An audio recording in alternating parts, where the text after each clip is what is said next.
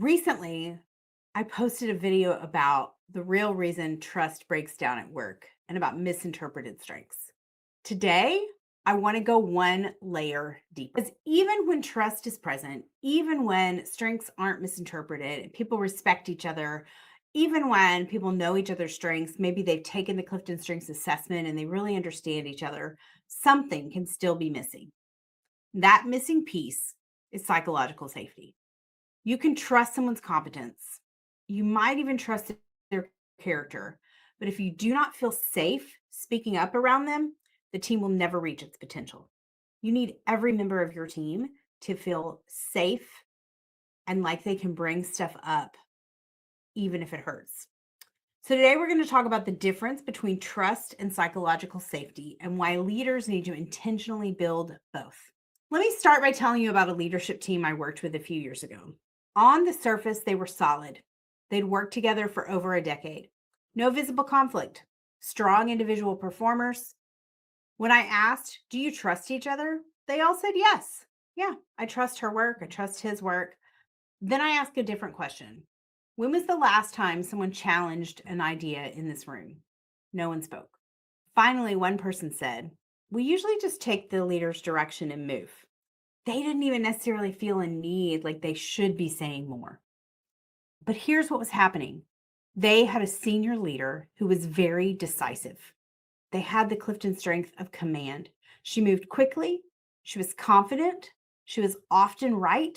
She always thought she was right. And the rest of the team truly trusted in her intelligence. They felt like she knew what she was doing, but they did not feel safe disagreeing with her. They knew that disagreement would have negative consequences. Not because she was cruel, not because she necessarily punished dissent, but because her strength showed up so strongly that it unintentionally shut down dialogue. After the long term effect of this was she believed even more that she was usually right. She believed there weren't any issues with any of her thinking because nobody ever brought anything up. And the team knew that if they did bring something up, it would be dismissed. And so they just kept moving along. That's the subtlety. Psychological safety isn't about whether you are nice or kind. It's about whether other people experience space, the space to be able to say what needs to be said. Here's another way to understand the distinction. Trust is confidence in someone's reliability and character. Psychological safety is confidence that you can speak up without punishment or humiliation. You can have trust without safety. You cannot have psychological safety without trust. But for example, I can trust that you're brilliant, but every time I speak up, you interrupt me, or you immediately improve upon my idea, or you answer your own question before I can think. And I'm going to start protecting myself. I'm going to start keeping my ideas to myself. Protection kills innovation. The most effective teams have conflict. They have conflict of ideas. They share different thoughts and perspectives. That can be difficult. It can be messy, but it is what creates innovation and creates new ideas and creates momentum moving forward. I coached an executive once who said something I thought was very profound. He said, "I thought I was empowering my team because I told them my door is always open. But then I realized no one actually walked through it." When we explored this further, we realized he had a strength in strategic thinking and ideation. When someone brought him an idea, he immediately grabbed the idea, improved upon it, changed it, modified it. He thought he was helping. He thought he was brainstorming, but they immediately felt like their idea wasn't quite good enough. His team experienced it as, why bother bringing ideas to him? He's just going to fix them and change them. So he wasn't necessarily unsafe as a person. He wasn't unintentionally intimidating. But when strengths operate without awareness, they can reduce psychological safety. High achievers can make others afraid to fall short. Analytical thinkers can make others afraid of being unprepared. Relators can create inner circles that feel closed, even when they don't intend them to be. Activators can make processors feel slow. No one intends harm. None of this is necessarily even about trust. But safety is determined by impact, not intent. So, in all of those situations, the leader wasn't trying to create a lack of space or a lack of safety, but the result of their strengths without some control was that lack of safety. I often describe strengths as if you are flying a plane. And the idea of strengths development is that each one of those strengths is a dial, and your job as a leader or an individual is to really get to where you can turn each dial and you can adjust them to the minutest degree. When we get better at that, we can create safety even when our strengths might not naturally do. Let me share another story. This is about a healthcare team I worked with right around COVID. It was a particularly exhausting season, as you might imagine. People were burned out, morale was low, people were exhausted. And the leader told me, like, they're just not engaged anymore. And I don't even blame them. Like, it's been a really rough time. But when we started talking about strengths and we facilitated a strengths workshop, something surfaced.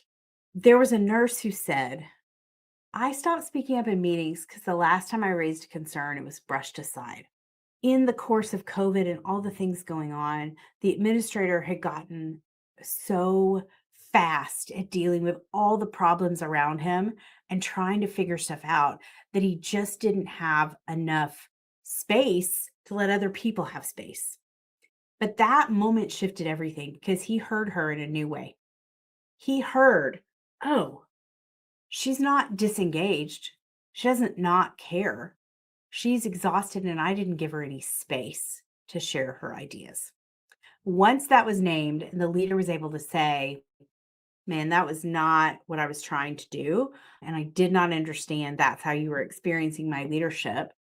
It changed everything, right? And that's the point. Most leaders do not intend to silence their teams. But when things are moving fast and things are hard and there are things they need to deal with, we can do it unintentionally.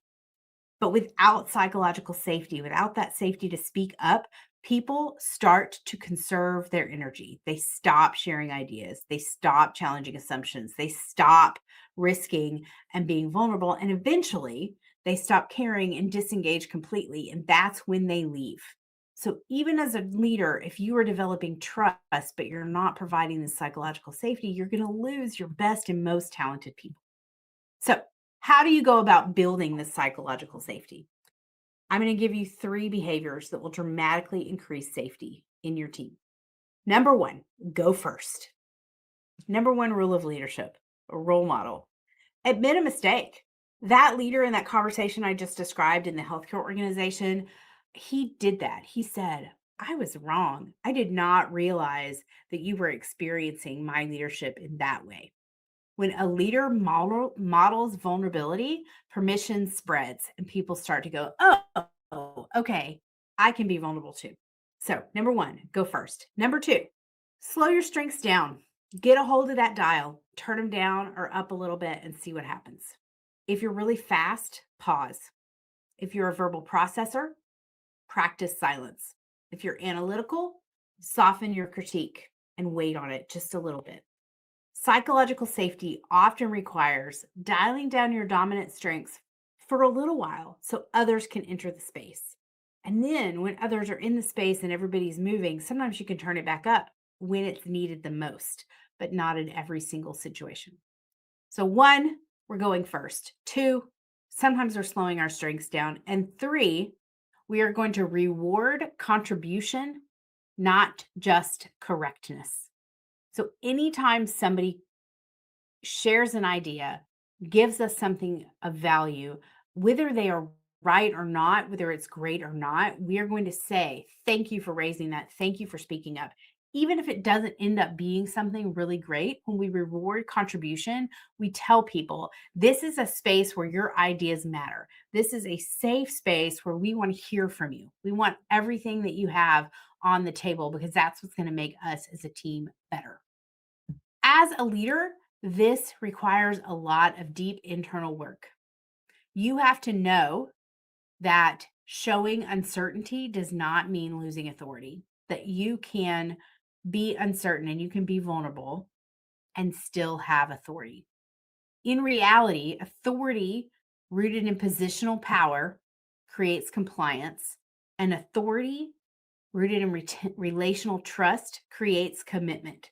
So when somebody honors your authority because of the relationship you have, because they feel trust in you and psychological safety, they feel seen, known, valued, all the things, that's when you create true commitment. And that's when culture starts to transform. So if you feel like your team trusts you, but something still feels like they're pulling back just a little bit, maybe meetings feel polite, but not super powerful. People are working hard, but you're not sure they're sharing all their ideas. The issue may be psychological safety. It might be worth experimenting. If that's something that you want to explore, that's something that I love doing in workshops and coaching is really thinking about the emotional climate of your team, creating an environment where people can bring their full selves to work.